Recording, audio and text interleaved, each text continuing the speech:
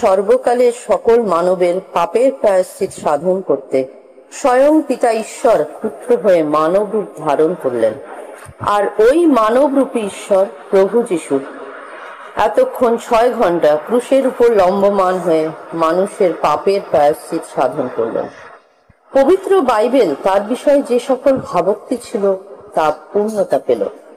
প্রভু যিশু খ্রিস্টের ক্রুশেতে মৃত্যুতে আসুন আমরা দেখে নিই কিভাবে অন্যায়ভাবে বিনা কারণে তিনি বিচারে অত্যাচারিত হলেন এবং ক্রুশীয় মৃত্যুকে বরণ করে নিলেন।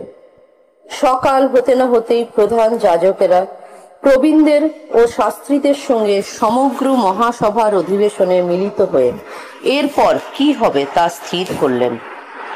মহাসভার সদস্যরা রায় দিয়েছেন যে যিশু মৃত্যুদণ্ড পাওয়ার যোগ্য, কিন্তু সেই মৃত্যুদণ্ড পাওয়ার অধিকার যে তাদের হাতে নেই, একমাত্র রোমীয় শাসনকর্তারাই তা দিতে পারেন। তখন যিশুকে বেঁধে নিয়ে প্রদেশপাল পিলাতের হাতে তুলে দেওয়া হলো।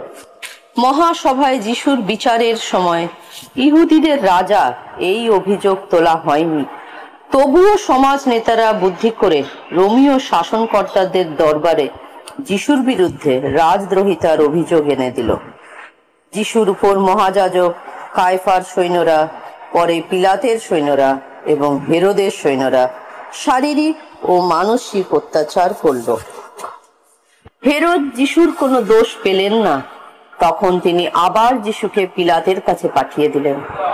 পিলাত এখনো যিশুর মৃত্যুযোগ্য কোনো অপরাধ পেলেন না, কিন্তু অধ্যাপক ও যাজকদের চাপে পড়ে এবং সাধারণ মানুষকে সন্তুষ্ট করতে নিজে জলে হাত ধুয়ে ফেললেন।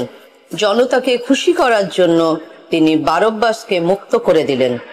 যিশুকে তিনি কশাঘাত করালেন, তারপর তাকে ক্রুশে দেওয়ার জন্য সৈন্যদের হাতে তুলে দিলেন।